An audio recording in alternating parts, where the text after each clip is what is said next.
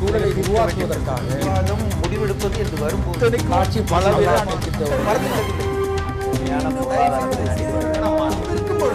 எதிர்த்து பேசிட்டு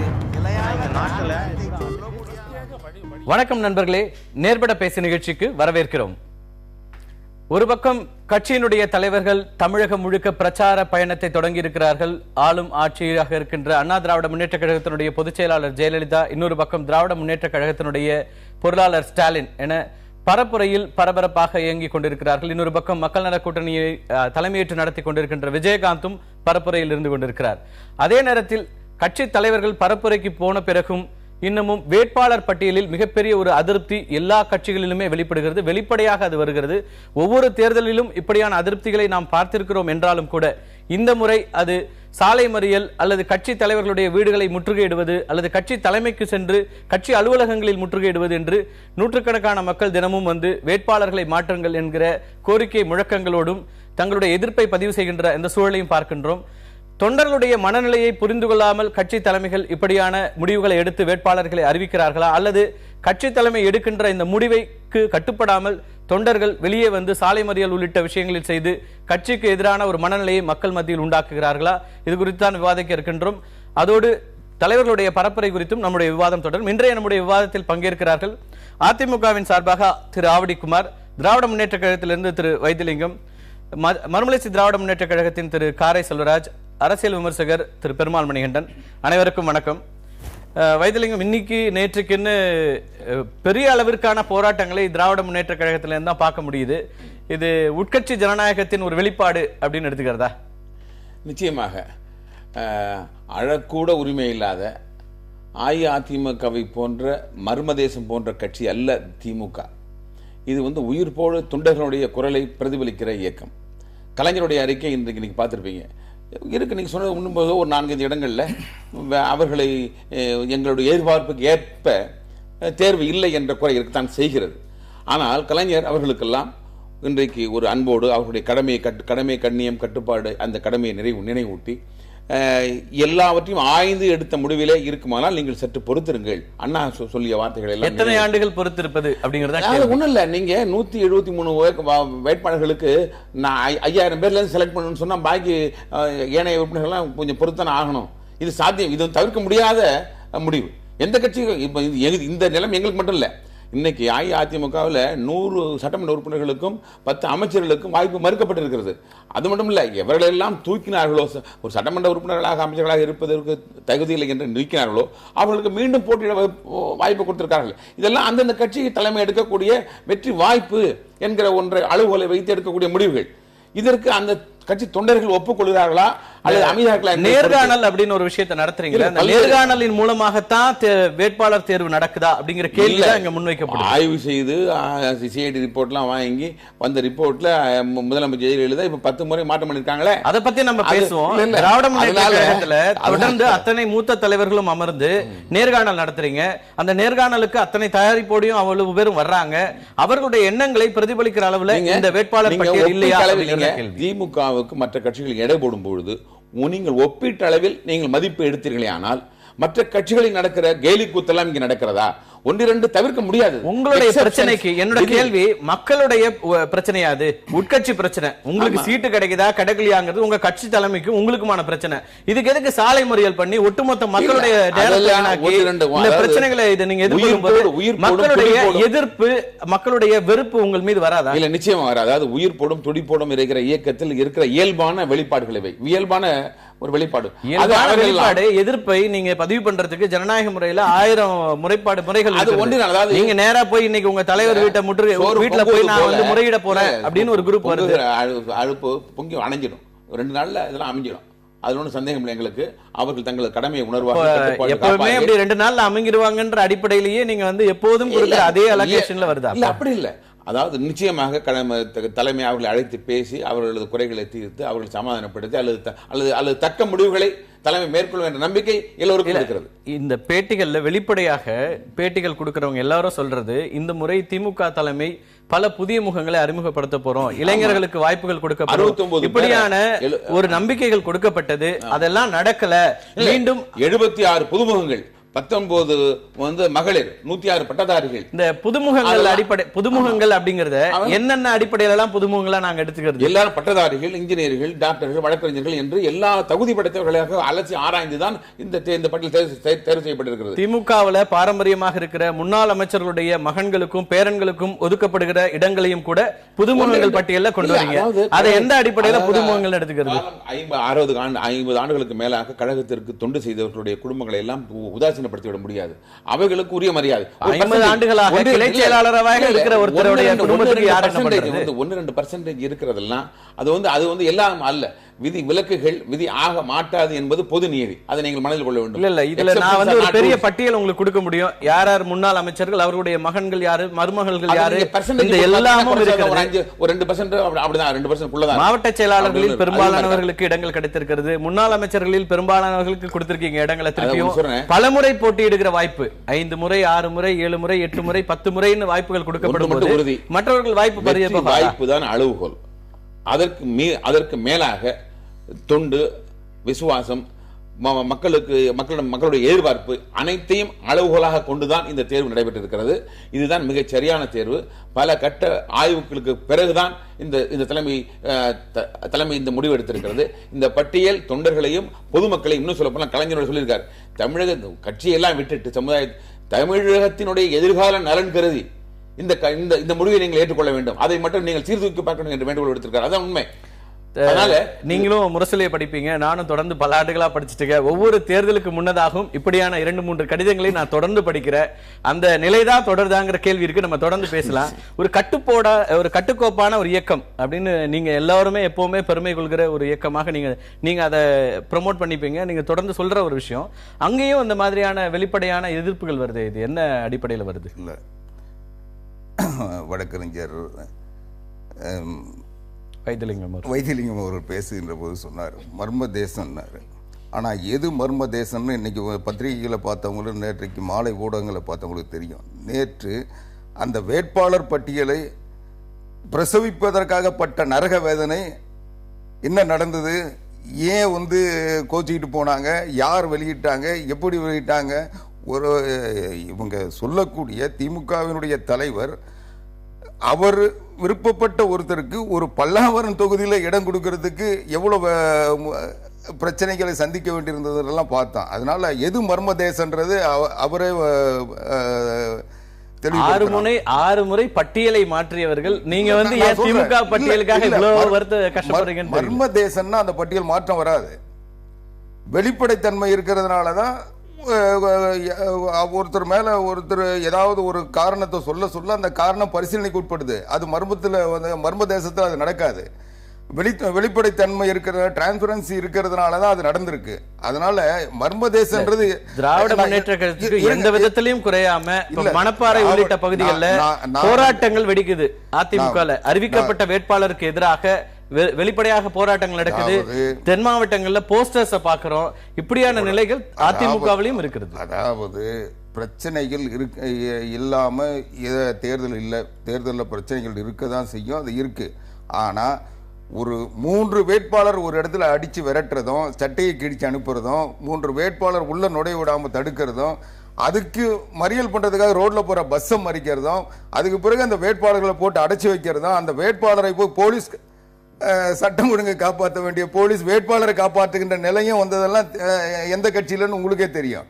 ஆக இந்த அளவுக்கு ஒரு கட்சியினுடைய முடிவை அந்த கட்சியில் இருக்கின்ற இன்னைக்கு தொலைக்காட்சிகள்ல பார்த்திருப்பீங்க, அதிமுகவுடைய கூட்டத்துல மோதல், ஒரு பெண்ணை பிடிச்சி இழுத்துட்டு போற அளவுக்கான மோதல்கள் நடக்குது.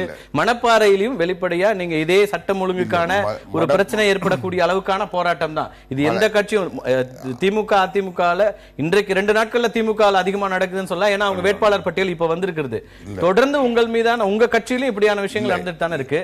அப்ப தொண்டர்களுடைய மனநிலையை தலைமை புரிஞ்சுக்கலையா? இல்ல, நீங்க தொண்டர்களுடைய மனநிலை புரிஞ்சுக்கிட்டதுனால தான் ஏறத்தாழ 24,164 பேர் விண்ணப்பிக்கின்ற இடத்தில் 234 இடங்களை நிரப்ப வேண்டிய சூழ்நிலை வருகின்ற பொழுது அதற்கு சில தகுதியானவர்கள், தேவையானவர்கள் என்ற அடிப்படையில் ஒரு சிலர் இந்த சூழ்நிலைக்கு யார் தேவையோ அவங்கள பயன்படுத்துறாங்க. அதனால எல்லாரும் திருப்தி அடைவாங்கன்னு சொல்ல முடியாது. ஒரு சிலருக்கு வருத்தம் இருக்கதான் செய்யும். அந்த வருத்தத்தை வெளிப்படுத்துகின்ற முறை வந்து நீங்க பாத்தீங்கன்னா 26,146 பேர்ல ஒரு 2 பேர் 3 பேர் வந்து வருத்தத்தை வெளிப்படுத்தி இருப்பாங்க. தினந்தோறும் உங்க கட்சி அலுவலகத்துக்கு வருகிற செய்திகளை நம்ம பார்க்கிறோம். தினந்தோறும் கட்சிகள்ல வந்து முறையிடுறது எங்க உரிமைங்க. எங்க கட்சியில எங்களுடைய அவ்வளவு பேர் அப்ப வந்து அதிருப்தியில இருக்காங்க அல்லது அவங்களுக்கான விருப்பம் நிறைவேறாம இருக்கு. இப்போ கேட்ட ஒவ்வொருத்தருக்கும் வந்து அந்த பொறுப்புக்கு வரணும்ன்ற விருப்பம் இருக்கும். அதனாலதான் அவங்க விருப்ப மனு கொடுக்குறாங்க. அப்போ அவங்களுக்கு அது இல்லைன்னு சொல்ல அவங்க வந்து எனக்கு ஏன் இல்லைன்னு கேட்க உரிமை இல்லையா? அதுதானே செய்யறாங்க. அதுல என்ன உங்களுக்கு தேர்வு முறை என்னவா நடக்குது? இப்ப எனக்கு வந்து நேர்காணல்கள் நடக்குது. அப்ப இதெல்லாம் கண் துடைப்பா நேர்காணல் நடக்கிற ஒரு இடங்கள் அப்படிங்கிறது இல்ல. நேர்காணல் இன்டர்வியூக்கு வந்து 100 பேர் போனாங்களா? அதுக்கு அழைக்கப்பட்டதுமே ரொம்ப 2 பேர் ஒரு தொகுதிக்கு அப்படிங்கிறது அழைக்கப்பட்டது. அதுதான் அவங்க வந்து பண்ண சொல்ல அந்த விண்ணப்பிச்சவங்க யாரும் பிரச்சனை பண்ணல. இப்ப நான் விண்ணப்பிச்சேன்னா நான் வந்து பிரச்சனை பண்ணேன்னா எனக்கு அதிருப்தி இருக்குன்னு நீங்க சொல்லலாம்.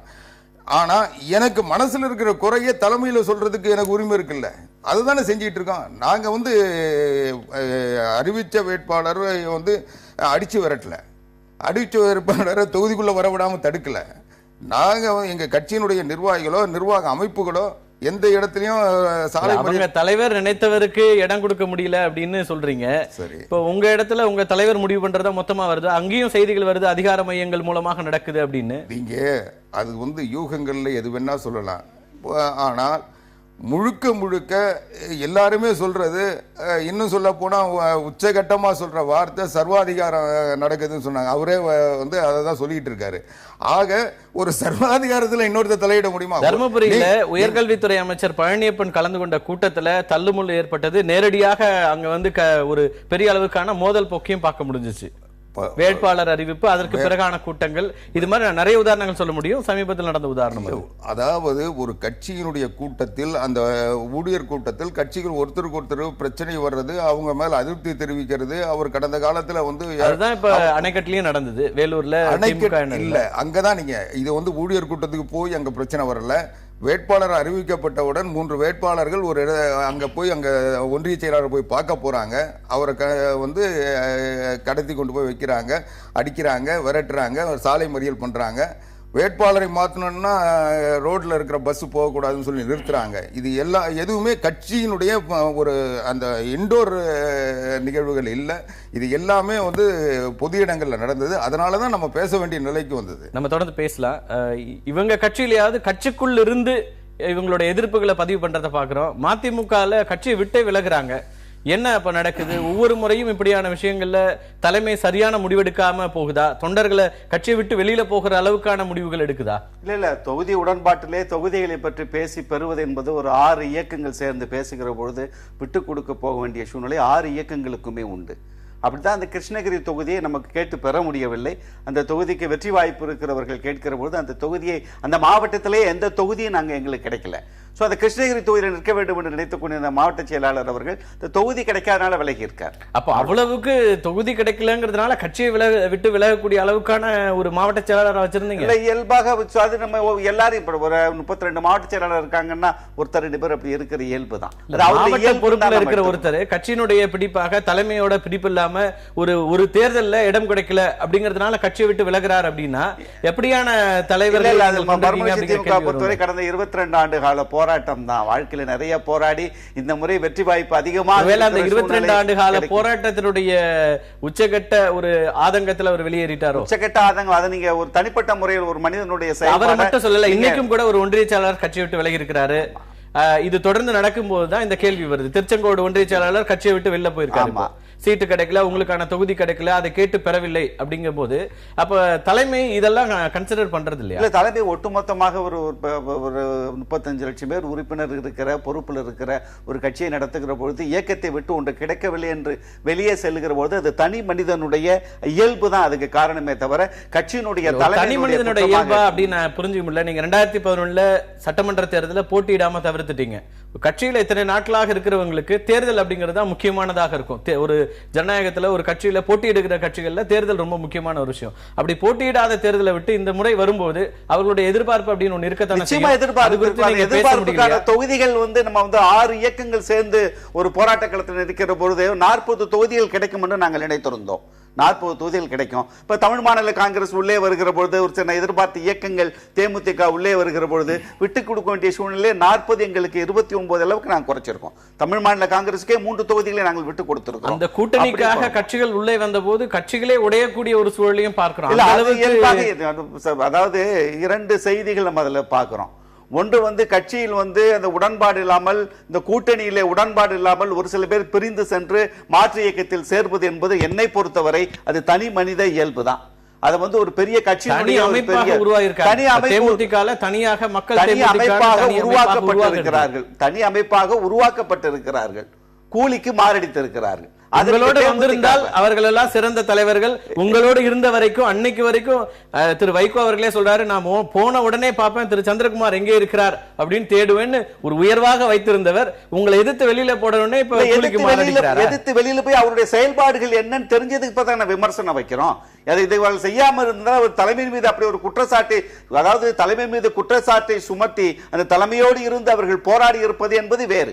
அவருடைய திட்டம் என்பது என்று நல்ல தெள்ள தெளிவாக இந்த 3 தொகுதிகளை அவர்கள் இறுதியாக கேட்டு பெற்று போய் சேர்ந்திருப்பது இந்த கட்சியை வந்து பலப்படுத்துறதுக்காக, மக்கள் திமுகவை பலப்படுத்துறதுக்காக ஒரு கோரிக்கை. இடமே வேண்டாம், நான் போட்டியிலே இல்லன்னு சொல்லி பீட்டர் அல்போன்ஸ் இப்ப தமாகல இருந்து வெளியேறிக்கிறார். அவர் எப்படி இல்ல, அது எப்படி நீங்க எடுத்துக்கணும்னு கேட்டீங்கன்னா, பீட்டர் அல்போன்ஸ் போன்று நீண்ட நெடிய அரசியல் பாரம்பரியம் உள்ளவர்கள் ஒரு தொகுதிக்காக ஒரு கட்சியிலிருந்து இன்னொரு கட்சிக்கு மாறினார் என்கிற பெயரை எடுக்க அவர் விரும்பல. நான் நிச்சயமா அவரை பாராட்டுவேன்.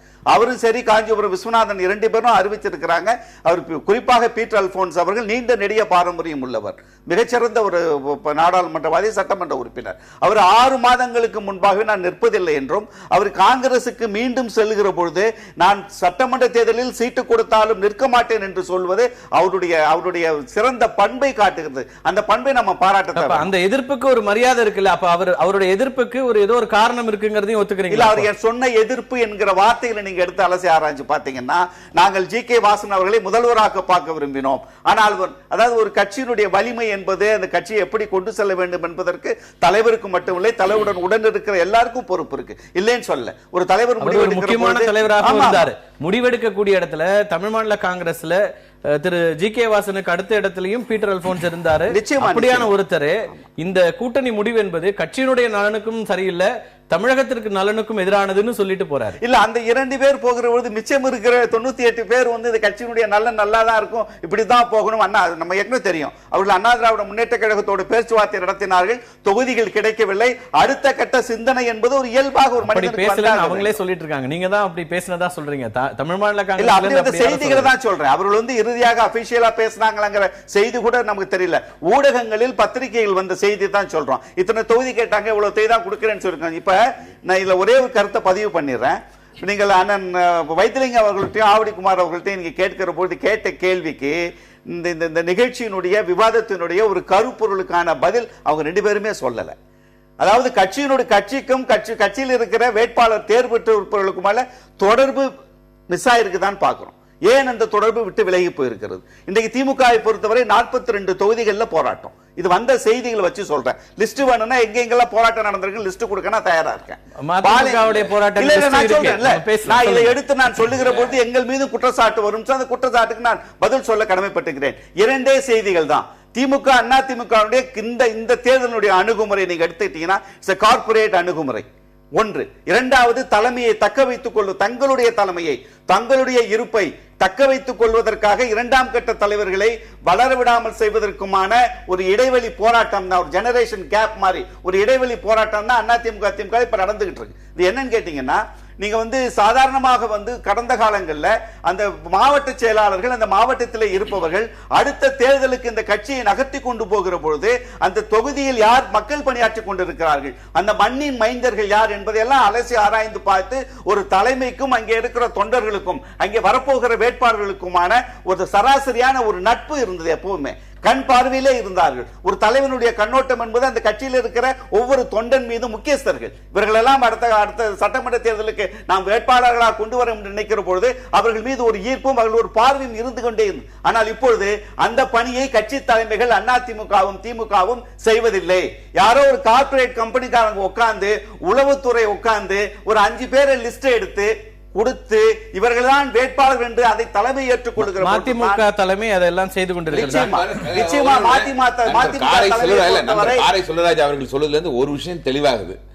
தமாகவுக்கும் தேமுதிகவுக்கும் தற்காலிக தலைமை தற்போது வைகோதான் தெரியுது.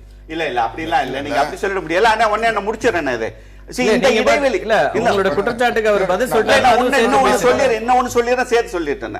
இந்த இடைவெளி என்பது நீங்க சாதாரண இப்ப திமுக நீங்க குறிப்பா எடுத்துட்டீங்கன்னா இந்த இடைவெளி என்பது இந்த நமக்கு நாமே என்கிற திட்டத்தோடு மு.க. ஸ்டாலின் அவர்கள் சென்ற பயணம் என்பது கட்சிக்காரர்களுக்கும் இவருக்குமான தொடர்பு எதுவுமே இல்லை. மக்களை சந்திப்பதற்காக திட்டமிட்டு தேர்ந்தெடுக்கப்பட்டவர்களோடு நடந்த கலந்துரையாடல் தான். 4 லட்சம் மனுக்களை அணுகுமுறை எப்படி இருக்கணும்ன்றத அவங்க டிசைன் பண்ணி போறாங்க. அதுல என்ன உங்களுக்கு நான் சொல்லல. நீங்க ஏன் இந்த 42 தொகுதிகளில் மைதீன் கான் 4வது முறை வேட்பாளர் இருக்கிற மைதீன் கானை கொடும்பாவி எரித்திருக்கிறார்கள். இதெல்லாம் நான் ஒரு கட்சிக்காரனாக நான் ஒரு மதிமுக சார்பா இவர்கள் மீது குற்றச்சாட்டு வைப்பதற்காக இல்லை. தமிழகத்திலே நடந்து கொண்டிருக்கிற இந்த அரசியல் அவலங்களை ஒரு விஞ்ஞான யுகத்தில் இளைஞர்கள் நம்மிடம் எதிர்பார்ப்பது வேறு. ஆனால் நாம் இன்னும் அவர்கள் எதிர்பார்க்கிற செயல்பாடுகளை இப்பொழுது இருக்கிற அரசியல் தலைமை கொடுக்க முடிகிறதா என்கிற கவலையில தான் அதை பதிவு பண்ணேனே தவிர அவர்கள் இருவர் அந்த அதே குற்றச்சாட்டு என் மீது வைப்பதற்கான வாய்ப்புகள் இருக்குது. அதற்கு நான் பதில் சொல்ல கடமைப்பட்டிருக்கிறேன். அப்படி பார்த்தீங்கன்னா இப்பொழுது இருக்கிற இந்த மாற்றம், இப்பொழுது இருக்கிற அந்த இளைஞர்களுடைய சிந்தனை, அவர்களுடைய இந்த போக்கு, தலைமை எப்படி இருக்க வேண்டும், நம்மை ஆள்வர்கள் எப்படி இருக்க வேண்டும் என்கிற சிந்தனையை செயல்படுத்தி கொடுக்கிற அளவிற்கு இந்த கட்சி தலைமை இல்லாமல் சர்வாதிகார சிந்தனையும் தங்களை தக்க வைத்து ஒண்ணுமே வேண்டாங்க. திமுக மு.க. ஸ்டாலின் அவர்களுக்கு ஒரு லிஸ்ட், கருணாநிதி ஒரு லிஸ்ட்,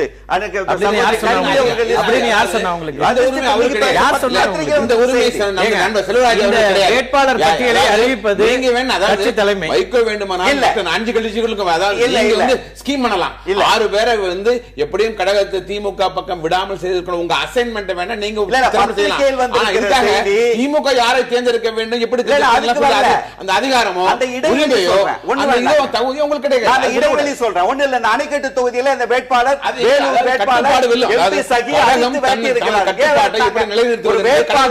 அடித்து விரட்ட வேண்டிய கட்டாயம் ஒரு மண்ணின் கட்டுப்பாட்டை நாங்கள் நேசித்தவன் இல்லை, மக்களை நேசித்தவன் இல்லை. ஒரு பிரேக் கட்டுப்பாட்டை நாங்கள் நிலைநிறுத்துவோம். கடகத்திற்கும் கலைஞருக்கும் நம்ம பேசலாம். திரு வைத்திலிங்கம், 2 முக்கியமான குற்றச்சாட்டுகள் வச்சிருக்கீங்க. அதுவும் வேறு கட்சி தலைமைகளை குறித்து நீங்க குற்றச்சாட்டுகள் வச்சிருக்கீங்க. அதுக்கான பதில்கள் அவங்க கொடுப்பாங்க. சராசரி இந்த தமிழ் சமூகத்தினுடைய ஒரு அங்கமாக தான் செல்வராஜ் சொல்றாரு, உளவுத்துறை கொடுக்கிற லிஸ்ட்டை வச்சுதான் உங்க கட்சி தலைமை இப்படியான வேட்பாளர்கள் அறிவிக்கிறாங்க. அது நேரடியான அணுகுமுறை இல்லாததுனால வர்ற பிரச்சனை தான் இதெல்லாம் அப்படின்றது. இல்ல, செல்வராஜ் தொடர்ந்து நிறைய பேசினாரு. ஆனா இது எல்லாம் பேச சொல்ல அவர் பேசுறதுல ஏதோ ஒரு தோற்றம் இருந்ததை ஒழிய அவர் சுய பரிசோதனை செஞ்சுட்டு பேசியிருந்தாருன்னா இதில் எதையுமே சொல்லியிருக்க முடியாது. ஏன்னா இன்னைக்கு வைகோ பின்னால எத்தனை தலைவர்கள் இருந்தாங்க, இன்னைக்கு எத்தனை தலைவரை தக்க வச்சிருக்காரு. 6 கட்சிகளை சேர்த்து வச்சிருக்க முடியும். 6 கட்சியில சேர்க்கிறது, அதாவது தான் வீட்டில் இருக்கிறவங்கள வீட்டில் இருக்கவங்களுக்கு சோறு போடாம வெளியே இருக்கவங்களுக்கு நான் பாயசம் கொடுத்தேன்னு சொல்றது மாதிரி இருக்கு. நான் கேட்கறது என்னன்னா, இன்னைக்கு மதிமுகவில் எதிர்ப்பே இல்லைன்னா ஆள் இருந்தால் தானே எதிர்ப்பு வரும். இவங்க கேட்டு தமிழ்நாட்டையே ஆள போறோம்னு சொன்னவங்க இன்னைக்கு அங்கீகாரத்தை இழந்து சின்னத்தை பறி கொடுத்துட்டு இன்னைக்கு 20 சீட்டு 29 சீட்டுக்கு இத்தனை கட்சி இணைக்க வேண்டிய நிலைக்கு போயிருக்காரு. என்னுடைய கேள்விக்கு பிறகு நான் சொல்ல வரேன், தனிப்பட்ட ஒரு கட்சியின் மீது குற்றச்சாட்டு இல்லை. கட்சி மீது நீங்க சொன்னதுக்கு நான் பதில் சொல்றேன். குற்றச்சாட்டை நான் சொல்லல. இன்றைக்கு இருக்க அரசியல் நிலவரத்தை சொல்றேன். இன்றைக்கு அவர் கட்சிகளை சேர்த்தது அவருடைய திறமைன்னு சொல்லி நீங்க சொன்னீங்கன்னா அந்த நிலை ஒரு கட்சிக்கு பலகீனமா இல்லையா? ஒருத்தனை அடிக்க முடியாதுன்னா இத்தனை கட்சிகள் அவருடைய ஒருங்கிணைப்பை ஏத்துட்டு போறாங்கன்னா அவருடைய தலைமை பண்பு அதுக்கான ஒரு உதாரணமா இருக்குன்னு நீங்க பார்க்க முடியாது. இல்ல, அவருடைய தலைமை பண்பு நீங்க சொல்ல கூட முடியாது. என்னன்னா அவருடைய தலைமையில் இத்தனை கட்சியும் சேரல, ஒருங்கிணைப்புல தான் இருக்கு. அவர் தான் இதையெல்லாம் முயற்சி மேற்கொண்டு இத்தனை கட்சிகளை ஒன்று சேர்த்திருக்காரு. மீடியேட்டருக்கும் லீடருக்கும் வித்தியாசம் இருக்குன்னு நினைக்கிறேன். நீங்க அவரை லீடர்னா விஜயகாந்த் தானே லீடர். அந்த அன்னைக்கு விஜயகாந்த் பார்த்து கூட்டணி முதலமைச்சர் வேட்பாளர் விஜயகாந்த், ஒருங்கிணைப்பாளர் வைகோ. ஒருங்கிணைப்பாளர் மக்கள் நல கூட்டணி ஒருங்கிணைப்பாளர் இருந்தாரு. அதுக்கு பிறகு விஜயகாந்த் எங்களுக்கும் ஒருங்கிணைப்பாளராக இருங்கன்னு சொன்னாரே ஒழிய இவங்க நான் சொல்ல வர்றது என்னன்னா அமைச்சரவையில் முதலமைச்சர் விஜயகாந்த் சொல்றவங்க அடுத்து சுதீஷ் தானே சொல்றாரு, துணை முதலமைச்சர் யாரு, கல்வி அமைச்சர் யாரு, சுகாதாரத்துறை அமைச்சர் யாருன்னு பட்டியல் அவங்க தானே போடுறாங்க. அது இண்டிவிஜுவல். இவங்க ஏதோ ஒரு ஒருங்கிணைப்பு குழுவோ அல்லது செயல் திட்டமோ விஜயகாந்த் தலைமையில் இந்த அணிக்கு ஒரு தோற்றமோ இருக்கா? இவங்க மக்கள் நல கூட்டணி தனியா இருக்காங்க, விஜயகாந்த் தனியா இருக்காரு, அந்த விமர்சனங்கள் இருக்கட்டும். இல்ல நான் சொல்ல வர்றது என்னன்னா, இவர் தன்னுடைய கட்சியில எத்தனை பேர் தன்னை நாடி வந்தாங்களோ அவங்கள தக்க வைக்க நேரடியா வச்ச குற்றச்சாட்டுகிறது. இன்னைக்கு உளவுத்துறை மூலமாகத்தான் உங்களுக்கான வேட்பாளர் பட்டியல் தயாரிக்கப்படுகிறதுன்னு குற்றச்சாட்டை அவர் முன்வைக்கிறாரு. அதுக்கான பதில் என்ன? உளவுத்துறை வேட்பாளரை தேர்ந்தெடுக்க வேண்டிய அவசியம் இல்லை. அதுக்கான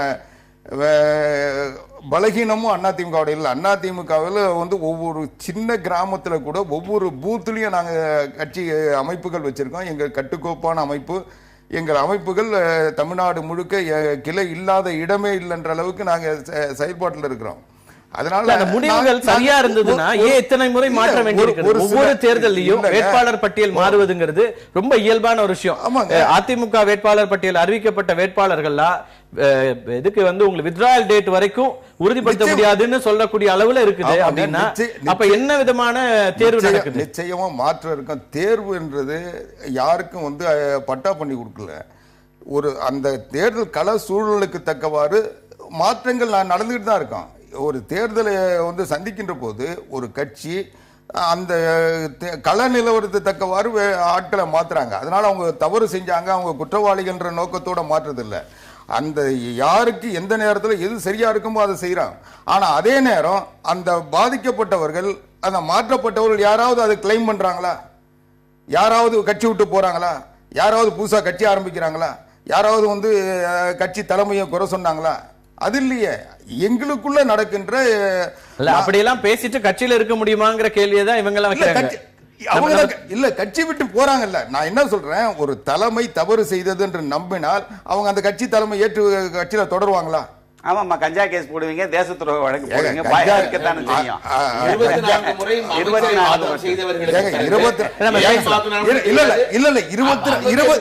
24 முறை இல்ல 64 முறை அமைச்சரை மாற்றணும்ன்றதை நான் ஏத்துக்கிறோம். ஆனா இந்த நாட்டுல மின்சாரத்துறை அமைச்சரா இருந்த ஆற்காடு வீராசாமி, என்னால மின்சாரத்தை தர முடியாது, மின்வெட்டை நீக்க முடியாது, இந்த மின்சாரத்துறை இப்படிதான் இருக்கும், இப்படிதான் இருக்கும் சொன்னதுக்கு பிறகும், அவரால் இந்த கட்சி மறுபடியும் ஆட்சிக்கு வராதுன்னு அவரே சொன்னதுக்கு பிறகும் அவருடைய துறையை கூட மாற்ற முடியாம அவருடைய அந்த தொடர்ந்து அவர் அந்த பதவியிலே இருக்க வச்சு தமிழ்நாட்டில் இருட்டாக்கி வச்சாங்க. என்ன காரணம்னா ஆற்காடு வீராசாமியை கூட துறையை மாற்ற முடியாத ஒரு நிர்வாகத்தை நடத்தல. வேட்பாளர் பட்டியல் பத்தி அமைச்சரவை மாற்றம் என்பது முதலமைச்சர் அவர் எந்த நேரத்தில் யாரை பயன்படுத்துன்றது அவங்களுடைய உரிமை. அதான் செஞ்சிட்டு இருக்காங்க. நம்ம தொடர்ந்து பேசலாம். முதல் கட்ட கருத்தையாவது நம்ம பெருமாள் மணிகண்டன் கேட்டலாம். இந்த பிரச்சனைகளை எப்படி பாக்குறீங்க? ஒரு கட்சி தலைமை ஒரு முடிவு எடுக்குது, அந்த முடிவை தொண்டர்கள் ஏற்றுக்கொண்டுதான் ஆக வேண்டும் கட்சி நலனுக்காக அப்படின்னு பார்க்கணுமா? அல்லது தொண்டர்களுடைய இந்த விருப்பத்தையே புரியாம நேர்காணல் நடத்துறாங்க, இதெல்லாம் நடக்குது, அது ஒரு சம்பிரதாயம் அப்படின்னு பார்க்க வேண்டியிருக்கா? இல்ல, இந்திய ஜனநாயகமே இந்தியாவில் ஜனநாயகத்தை வலுப்படுத்துறதுக்கு இன்னர் பார்ட்டி, இன்ட்ரா பார்ட்டி, ஒரு உட்கட்சி ஜனநாயகம் ஒவ்வொரு அரசியல் கட்சியிலையும் வலுவா இருக்கணும் அப்படின்னு சொல்றாங்க. இந்த மரபை 2 பேர் இந்தியாவில் தீவிரமா முன்னெடுத்தாங்க. ஒன்னு காங்கிரஸ், இன்னொன்று திமுக. காங்கிரஸ்ல ஒரு பிரதமர் வர்றாரு, பிரதமர் இருக்கிறாரு மேடையில, அந்த கட்சியினுடைய தலைவர் வர்றாரு, பிரதமர் எந்திரிச்சு நிக்கிறார். அப்ப அவர் சொல்றாரு, நான் இந்த நாட்டுக்கு பிரதமரா இருக்கலாம், ஆனா அவர் தான் என்னோட கட்சியோட தலைவர் அப்படின்னாங்க. அதே போல திமுகலையும் ஒரு அமைச்சராக இருப்பதை விட மாவட்ட செயலாளராக இருப்பது மதிப்புக்குரியதாக இருந்தது, ஒரு ஒன்றிய செயலாளராக இருப்பது பெருமைக்குரியதாக இருந்தது. அப்போ இந்த பார்ட்டி அமைப்பு, இந்த உட்கட்சியில நான் இந்த கட்சியினுடைய ஒரு பொறுப்பில் இருக்கிறேன் என்கிற பெருமை எல்லாம் கொஞ்சம் கொஞ்சமாக உடைந்து ஆட்சி அதிகாரத்தில் பங்கு பெறுவதுதான் மிகப்பெரிய இலக்கு என்று அரசியல் கட்சியை சார்ந்தவர்கள், அது திமுக காங்கிரஸ் மட்டும் இல்ல, எல்லா கட்சியிலுமே என்றைக்கு அப்படி ஒரு ஆட்சி அதிகாரத்தை நோக்கிய ஒரு நகர்வு நடந்ததோ அந்த நகர்வுக்கு பிறகுதான் இந்த வேட்பாளர் பட்டியல் பற்றிய இந்த ஆட்சி அதிகாரம் பற்றிய அந்த தேவையோ அல்லது அதுக்கான ஆசையோ இல்லாதவர்கள் இயக்கமா இருந்திருப்பாங்க. கட்சின்னு வந்த பிறகு நிச்சயமா அதிகாரத்துக்கு வரணும் எல்லாரும் போட்டிடுவாங்க. அதுதான் முக்கியமான வேறுபாடு, நுட்பமான வேறுபாடு. அதுதான், நான் ஒரு கட்சியில் இருக்கிறேன், என் கட்சியினுடைய கொள்கைகளை கோட்பாடுகளை நடைமுறைப்படுத்துகிற ஒரு அரசு இருக்கிறது, அது என்னுடைய அரசு. நான் கட்டுப்படுத்துறேன். இப்போ திமுக இப்போ ஒரு பிரச்சனை வருது. என்னன்னு கேட்டீங்கன்னா, ஒரு தொகுதிக்கு ஒரு வேட்பாளரை அறிவிக்கிறாங்க. அந்த வேட்பாளர் திமுகவினுடைய மரபு என்னன்னா, அந்த வேட்பாளர் வந்து மாவட்ட செயலாளரை போய் சந்திக்க வேண்டும், அல்லது இன்னைக்கு உள்ள காலகட்டத்தில் வேட்பாளராக அறிவிச்சிருக்காங்கன்னு பேசவாது செய்யணும். அப்ப இவர் பேசவே இல்லை. மற்ற நிர்வாகிகள் தேடி பார்க்கறாங்க அவங்க எங்க இருக்காரு அப்படின்னா அவரை இவங்க தொடர்பு கொண்டு அந்த மரபை அவங்க சொல்றாங்க. ஆக இது இன்றைக்கு ஒரு நாள் திமுகலையோ அதிமுகலையோ, இப்ப மதிமுக என்ன சொல்றாங்க, ஒரே நாள்ல நாங்க வேட்பாளர் பட்டியலை வெளியிட்டுருவோம் அப்படின்னு சொல்றாங்க. அவங்க இன்னைக்கு அமைப்பு ரீதியா 27 29 தொகுதி, அதுல 2 தொகுதியை பிரிச்சு கொடுத்தாங்க. 27 தொகுதிக்கு அறிவிக்கிறது ஒரு பெரிய விஷயம் இல்ல. ஆனால் திமுக அதிமுக மாதிரியான மிகப்பெரிய கட்சிகள் அவங்க எப்படி ஆட்சியையும் கட்சியையும் எப்படி சிறப்பாக நடத்தினாங்கன்னா, ஆட்சியில் இருப்பதை விட கட்சியில் இருப்பது பெருமை வாய்ந்தது அப்படிங்கிற ஒரு விஷயத்தை முன்னெடுத்தாங்க.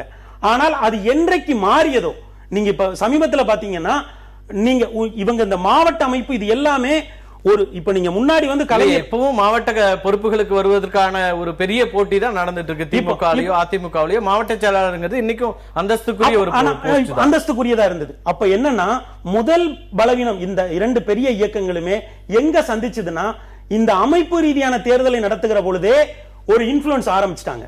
எனக்கு இவங்கள தெரியும், எனக்கு அவங்கள தெரியும், இந்த தொகுதியில நீங்க வாபஸ் வாங்குங்க அப்படிங்கிற மாதிரியான இன்ஃப்ளூயன்ஸ் ஆரம்பிச்ச பிறகு, அந்த அமைப்பு ரீதியான அந்த ஒழுங்கு சிதைஞ்ச பிறகு வேட்பாளராக இருப்பது முக்கியத்துவம் பெறுகிறது. ஆக அப்ப என்ன ஆகுது, இந்த மாவட்டம், இந்த ஒன்றியம், இந்த கிளை, இந்த நகரம் இப்படிங்கிற இந்த அமைப்பை எல்லாம் தாண்டி யார் தனக்கு தலைமையோடு நேரடியான தொடர்பு இருக்கிறது, அந்த தொடர்பை நான் யார் மூலம் வளர்த்துக் கொள்ள வேண்டும் என்பது மாதிரியான அரசியலை முன்னெடுக்க ஆரம்பித்த பிறகு இது மாதிரி நீங்க நம்ம கேள்விப்பட்டிருக்கவே மாட்டோம். எப்படின்னா, ஒரு உட்கட்சி விவகாரத்துல நீங்க உள்ள வந்து அவங்க கடுமையா சண்டை போட்டுக்குவாங்க. ஆனால் இன்றைக்கு வந்து சாலையில வந்து போராடக்கூடிய அளவுல இவங்க இருக்காங்க. அப்படியாப்பட்ட நிலைமை வருகிற பொழுது, ஏன்னா நீங்க எம்ஜிஆர் வந்து இதை தொடர்ந்து பரிசோதிச்சு பார்த்தாரு. என்னன்னா, களத்துல சிறப்பாக இருக்கக்கூடியவர்களுக்கு வந்து மாவட்ட செயலாளர் பொறுப்பையும், படித்தவர்களுக்கு அமைச்சர் பொறுப்பு அப்படின்னு கொடுத்தப்ப கூட கட்சியில யாரும் எதுவும் ஒண்ணும் பண்ணல. அதற்கு பிறகு அதிமுக ஒன்று வந்தது, திறமையான களப்பணியாளர்களுக்கு வந்து அமைச்சர் பொறுப்பை கொடுக்கலாம் அப்படிங்கிறப்பதான் செங்கோட்டையன் மாதிரியான ஆட்கள் 91 அமைச்சர் பொறுப்புக்கு வராங்க. அப்படி இப்படி வெவ்வேறு விதமான பரிசோதனைகளை நிகழ்த்திய போதெல்லாம் இப்படி இருந்த கட்சி இந்த இரண்டையுமே இவர்கள் இன்றைக்கு கவனத்தில் எடுத்துக்கொள்ள வேண்டும். ஏனென்றால் இது அவர்களுடைய அமைப்பு பலத்துல தான் இவங்க வந்து இன்றைக்கு தேசிய கட்சிகளை வந்து கடுமையா எதிர்கொள்கிறார்கள். அந்த அமைப்பு பலம் சிதிலமடைகிற பொழுது அது அவர்களுக்கு மட்டுமல்ல, ஒட்டுமொத்தமாக இங்க நடந்து கொண்டிருக்கிற ஒரு பொலிட்டிக்கல் டயலாகுக்கே இது எதிரா போயிடும். உங்களோட ஒரு பார்வை ஏற்க வேண்டியதா இருக்கிறது இந்த விஷயங்கள் இருந்தாலும் கூட, இன்னொரு பக்கம் தனிநபர்களுடைய நலன் அப்படிங்கிறது பார்க்க வேண்டியிருக்கா, கட்சியினுடைய நலன் பார்க்க வேண்டியதா இருக்கு. கட்சியினுடைய நலன் அப்படின்னு சொல்லிட்டு அப்ப இந்த ஒவ்வொரு தனிநபரும் எனக்கான சுயநலத்தோடு வந்தாங்கன்னா கட்சி நலன் எப்படி இருக்க முடியும்? இப்போ எங்க இந்த நீங்க ரொம்ப கரெக்டா சொல்றீங்க. இப்ப நான் எப்படி என்னுடைய தனிநபர் நலனை நான் முன்வைப்பேன்? பார்ட்டி ஹைரார்கி ஒண்ணு இருக்கு. பார்ட்டி ஹைரார்கியில ஒரு தொகுதி செயலாளரை விட தொகுதி எம்எல்ஏன்றவர் கீழே தான். நீங்க இப்பவும் செவர்ல சுவர் விளம்பரம் எழுதி போடும்போது பாருங்க, ஒரு மேயரோட பேர் கீழே தான் இருக்கும், ஆனா ஒரு மாவட்ட செயலாளரோட பேர் மேல இருக்கும். அந்த மாவட்ட செயலாளர் கவுன்சிலரா இருப்பாரு. ஆக நீங்க இந்த ஸ்ட்ரக்சர்ல ஒரு உடைச்சலை கொண்டு வந்துறீங்க. ஒரு அமைச்சரோட பேரே கீழே இருக்கும், மாவட்ட செயலாளர் பேர் மேல இருக்கும். ஆனா இந்த மாவட்ட செயலாளரோ ஒன்றியத்துக்கும் அவங்க எப்படி வருவாங்க? தொடர்ந்த களப்பணி மூலம் வந்துருவாங்க. அப்போ ஒருவனுக்கு என்ன இருந்ததுன்னா, நான் இந்த இயக்கத்தினுடைய கொள்கையை நம்பி இந்த இயக்கத்தினுடைய கொள்கையை ஏற்று நான் கடுமையாக உழைச்சேன்னா, ஏன்னா கலைஞரையாவே ஒரு முறை சொல்லியிருக்காங்க, எனக்கு ஒரு 100 போஸ்டர் ஓட்டுறவன் தான் முக்கியமான. ஏன்னா அப்படி சிறுக சிறுக இந்த இயக்கங்களை வளர்த்தெடுத்து கொண்டு வந்தவர்கள் அந்த அமைப்புக்குள்ள தங்களுக்கு ஒரு இடம் இல்லை அப்படின்ன பொழுது இவங்க என்ன செய்யறாங்க? ஒரு ஒன்றிய சேர்மன் ஆயிர முடியுமா, இல்ல வந்து ஒரு எம்எல்ஏ ஆயிர முடியுமா, இல்ல யாரையா பிடிச்சு ஒரு அமைச்சர் ஆயிர முடியுமா அப்படிங்கிற ஒரு பதட்டத்தோட அணுகிறாங்க. அந்த பதட்டத்தினுடைய வெளிப்பாடு தான் உட்கட்சியில நீங்க தீவிரமாக உட்கட்சி அரசியலை ஜனநாயகத்தை முன்னெடுத்தவர்கள் இன்றைக்கு சாலைக்கு வந்திருப்பதை, தெருவில் இறங்கி போராடுவதை ஒரு வாக்காளன் எப்படி பார்க்கிறான், ஒரு பொதுஜனம் எப்படி பார்க்கிறான்ங்கறத கவனத்தில் எடுத்துக்கோ. திரு வைத்திலிங்கம், இவர் திரு செல்வராஜ் சொன்னதை வேற ஒரு பார்வையில் அவர் சொல்றாரு. நேரடியா அவர் சொன்னாரு, கார்ப்பரேட் கையில உங்க கட்சி வந்துருச்சு, அவங்க சொல்ற அந்த லிஸ்ட தான் இன்னைக்கு வெளியிடுறீங்க, கட்சி தலைமை நேரடியாக தேர்ந்தெடுக்கும் போது இந்த இடைவெளி இல்லாம இருக்கும், இது நேரடியாக இப்படியான ஒரு தேர்வு முறையில தான் பிரச்சனை அப்படின்னு அவரு திரு செல்வராஜ் சொல்றாரு. அதை தான் அவர் வேறு வகையா சொல்றாரு. இப்ப அவரை பொறுத்த வரைக்கும் இப்போ வந்து 6 பேருக்கும் ஏக தலைவராக தன்னை உருவப்படுத்திக்கிட்டு இருக்கிறவர், எல்லா கட்சிகளுக்கும் தான் அப்படின்னு சொல்லி ஒரு voice of all parties, 6 parties அப்படின்னு சொல்லி அவர் உருவப்படுத்திக்கிட்டு இருக்கிறாரு. அவரோட இதோட நிறுத்திக்கிறது நல்லது. இன்னொரு கட்சியில் வந்து அதிமுகவிலையும் திமுகவிலையும் எப்படி வேட்பாளர் செஞ்சாங்கிறது இவர் விமர்சனம் பண்ணுறதுங்கிறது அறிவுக்கு மட்டுமில்லை யதார்த்தத்துக்கு பொருந்தாத செயல்.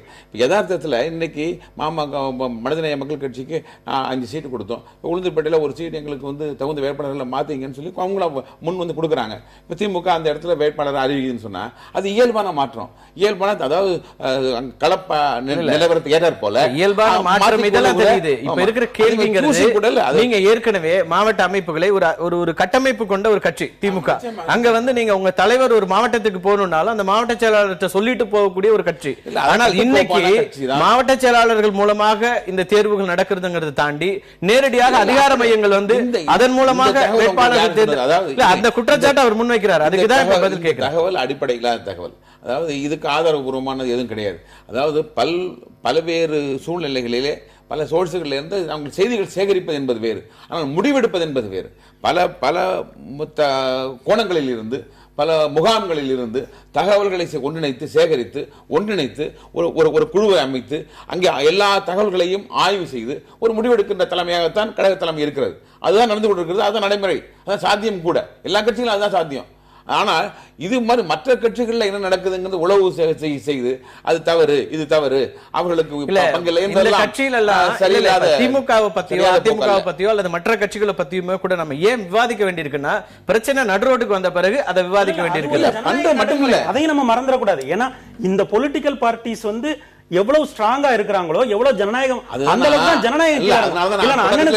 ஒன்னே ஒண்ணு மட்டும் ஞாபகப்படுத்துறேன். திமுக என்ன சொன்னாங்க, 65 மாவட்டம் பிரிச்சப்போ மாவட்ட செயலாளர்களுக்கு தேர்தலில் போட்டியிடுவதற்கு வாய்ப்பு கிடையாது, அப்படி ஏற்றுக்கொள்கிறவர்களுக்கு மட்டும்தான் வந்து நாங்க இப்ப மாவட்ட செயலாளர் பொறுப்பு கொடுத்திருக்கோம்ன்றாங்க. இப்ப அண்ணனுக்கே தெரியும், இப்ப நாம இதை வந்து ஒரு சிறிய மாற்றமா பார்த்திட முடியாது. ஏன்னா அன்னைக்கு விட்டு கொடுத்தவங்க பல பேர் இருக்காங்க. அந்த பதட்டத்தையும் நம்ம சேர்த்து தான் இப்ப நம்ம பேச வேண்டியது. எல்லா அம்சங்களையும் கணக்கில் எடுத்துக்கொண்டுதான் இன்னும் சொல்ல போனா, அதாவது கட்சியினுடைய இந்த முடிவு என்பது அடிமட்ட மட்ட தொண்டரில் இருந்து கட்சியினுடைய அமைப்பு ரீதியிலாக அனைத்து நிர்வாகிகளையும் ஒன்றிணைத்து ஒரு கருத்து உருவாக்கி அவர்கள் கருத்துக்கு ஏற்பத்தான் இந்த பட்டியல் தயார் செய்யப்பட்டிருக்கிறது என்பதுதான் உண்மை.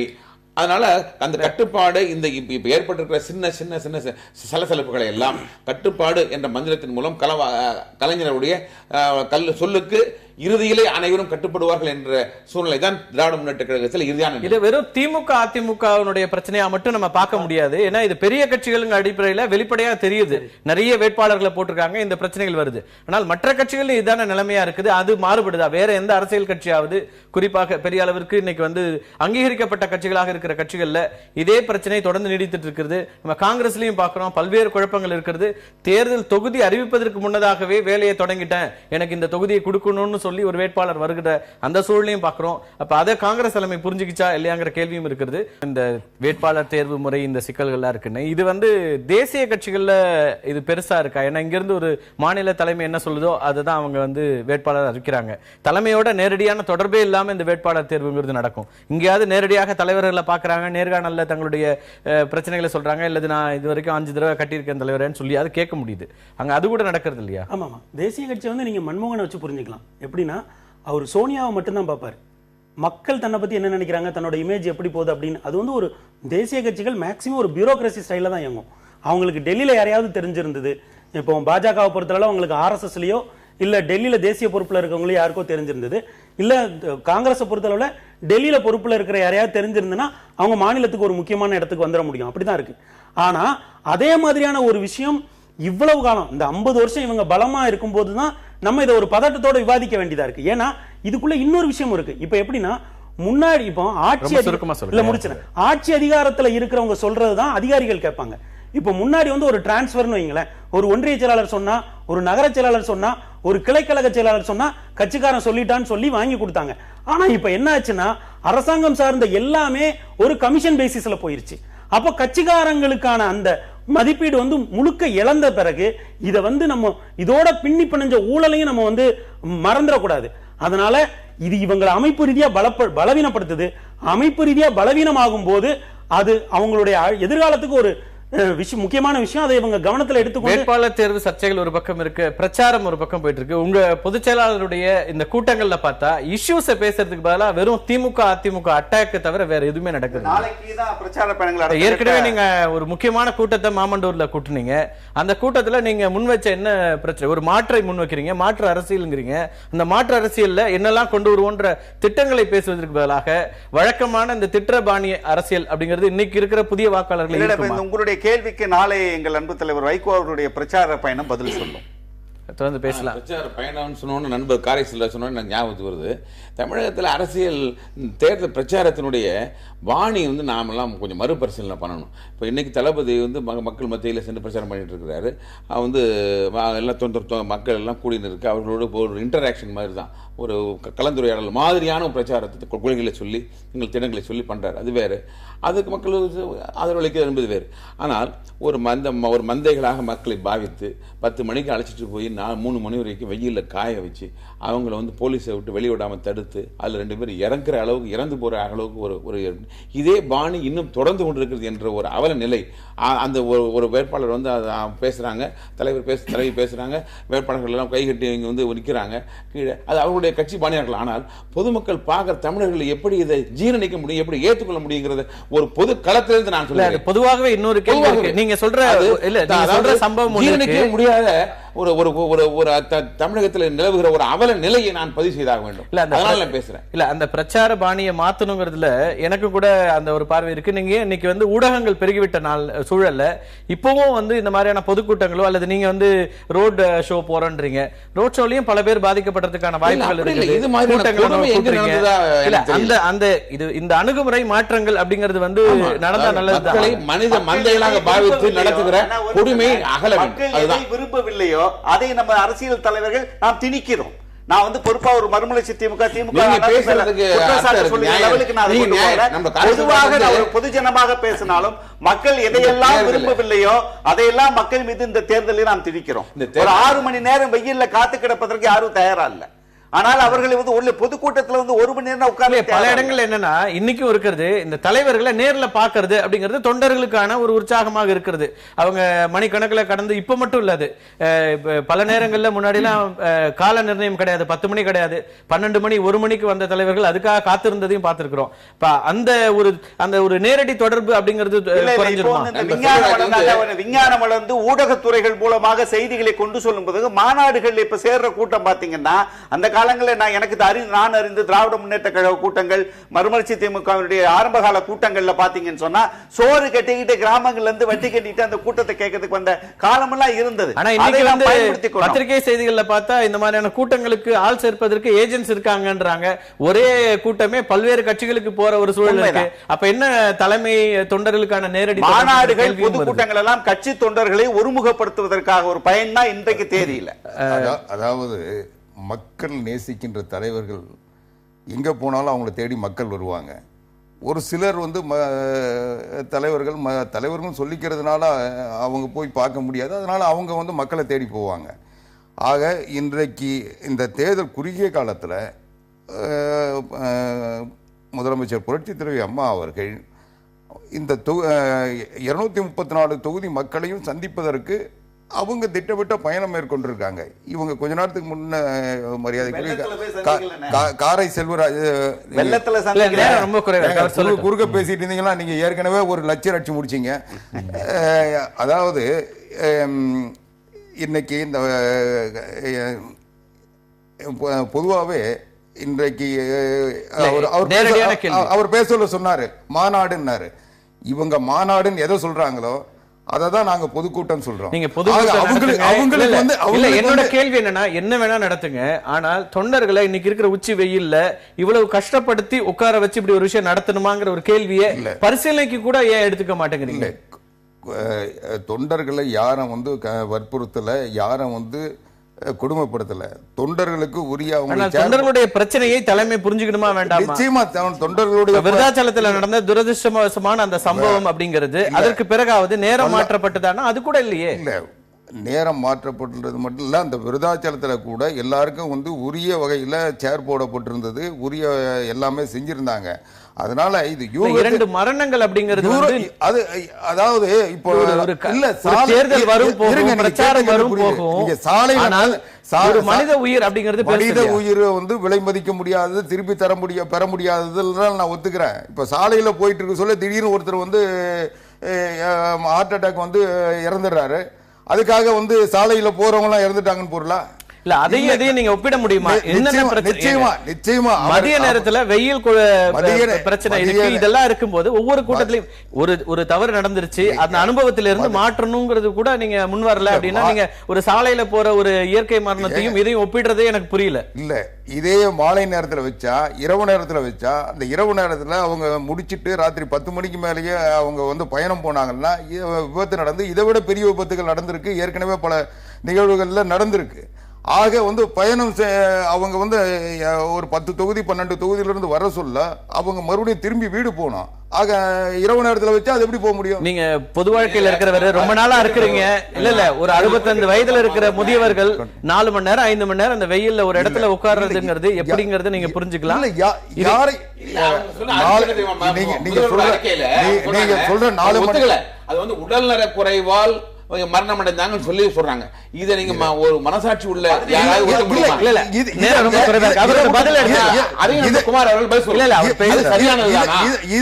இதை வந்து யாருங்க முடிவு பண்றது? அவங்க எப்படி அவங்களுடைய மரணத்துக்கு காரணம் என்னன்றது யார் முடிவு பண்றது? இவர் வைத்திலிங்கமும் காரை செல்வராஜ் முடிவு பண்ண முடியுமா? அவங்க யாராவது அது வந்து அவங்க சம்பந்தப்பட்டவங்க யாராவது அதுக்கு ஏதாவது குற்றச்சாட்டு சொல்லியிருக்காங்களா? இல்ல அவங்களை யாராவது வற்புறுத்தி கூட்டிட்டு வந்தாங்கன்னு யாராவது வந்து முறையிட்டு இருக்காங்களா? எல்லாமே அவங்க விருப்பத்தின் அடிப்படையில். இன்னைக்கு கூட கூட்டத்துக்கு வரவங்க யாரையும் வற்புறுத்தி கூப்பிட்டு வரல, அவங்க விருப்பத்தின் அடிப்படையில் வர்றாங்க. அவங்க முதலமைச்சரை பார்க்கணுன்ற ஆர்வத்துல வராங்க. நீங்க சொல்ற எல்லா வாதங்களையும் மக்களும் பார்த்துட்டு இருக்காங்க, அவங்க முடிவு பண்ணுவாங்க எது சரி தவறு அப்படிங்கறதுல. மக்கள் முடிவு பண்ணதான் போறாங்க. அதுக்கான தேர்தலை நோக்கி போகும்போதுதான் இது தேர்தல்கள் வரலாம், அரசியல் ஆட்சிகள் வரலாம், போலாம், இதெல்லாம் இந்த விஷயங்கள் எப்போ வந்து அம்மா வந்து மக்களாட்சி தத்துவத்துல மக்களுக்காக ஒரு ஆட்சியை தேர்வு செய்ய போற இடத்துல எல்லா மக்களுக்குமான நலனையும் பார்க்க வேண்டிய அவசியம் இருக்குங்கிறத நம்ம வந்து பதிவு செய்ய வேண்டியிருக்கிறது. மீண்டும் ஒரு நிகழ்ச்சியில் சந்திக்கலாம் நண்பர்களே. நன்றி, வணக்கம்.